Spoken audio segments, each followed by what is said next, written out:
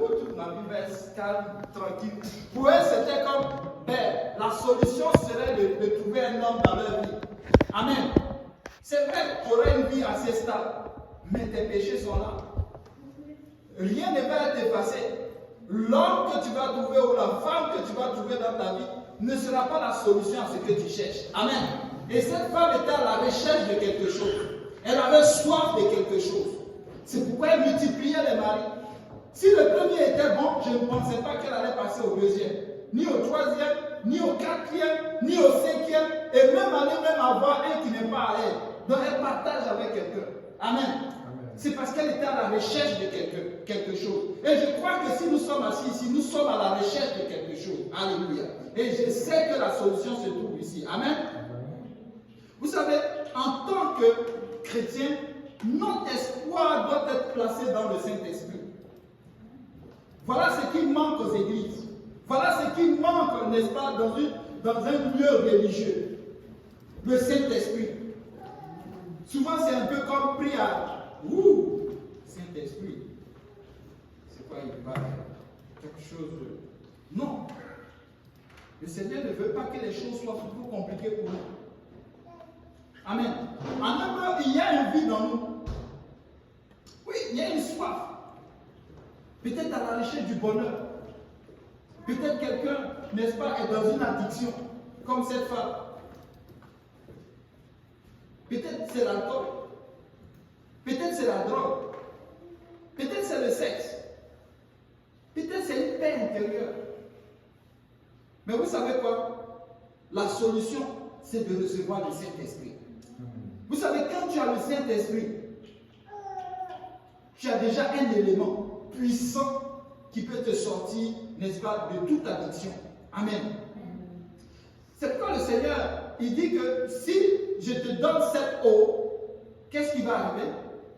Ça va couler. En fait, quand le Saint-Esprit arrive, qu'est-ce qu'il fait? Ça coule. Tout ce qui était mauvais, tout ce qui était comme difficulté, tout ça, pour le remplacer par lui, le Saint-Esprit. Première des choses, c'est ça. Il vient prendre la place. Il s'assoit. Amen.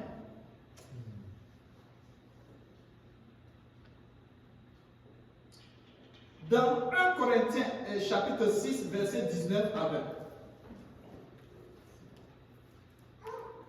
1 Corinthiens 6, 19. Ne savez-vous pas que votre corps est le temple du Saint-Esprit qui est en vous, que vous avez été reçus de Dieu et que vous ne vous appartenez point à vous-même, car vous avez été rachetés à un grand prix. Glorifiez donc Dieu dans votre corps et dans votre esprit qui appartiennent à Dieu. Bon, première des choses, précisons, le livre de Corinthiens a été écrit à ceux qui sont déjà chrétiens. Donc quand tu n'es pas encore chrétien, tu es appelé à devenir chrétien. Première des choses, repentance. Baptême au nom de Jésus-Christ et recevoir le Saint-Esprit. Avec l'évidence de parler en langue. Donc, quand tu dis que votre corps est le temple du Saint-Esprit, pour quelqu'un qui n'est pas chrétien, tu dois savoir que ce corps appartient au Saint-Esprit. Au fait, c'est l'empreinte de Dieu. Ce corps, c'est pour le Saint-Esprit. Donc, tu ne peux pas faire n'importe quoi. Tant que le Saint-Esprit n'est pas entré en toi, tu dois te poser des questions. Amen. Tu dois être en train de dire, il faut que le Saint-Esprit vienne prendre la place. Il faut que le Saint-Esprit y entre. C'est ça qui fera de moi un vrai chrétien. En fait, le chrétien, ce n'est pas la bouche.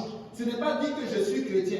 Ce n'est pas dire que je confesse de ma bouche et je dis que je suis chrétien et puis là, on devient chrétien. Non. Le chrétien, ça prend quelque chose. Amen. Donc, le Saint-Esprit doit venir habiter en toi. Si tu ne le sais pas, le Saint-Esprit doit venir habiter en toi. C'est pourquoi ce soir, si tu n'es pas encore rempli du Saint-Esprit, tu peux lever ta main, on va prier pour toi et puis tu vas être rempli du Saint-Esprit. Au fait, c'est l'empreinte du Seigneur.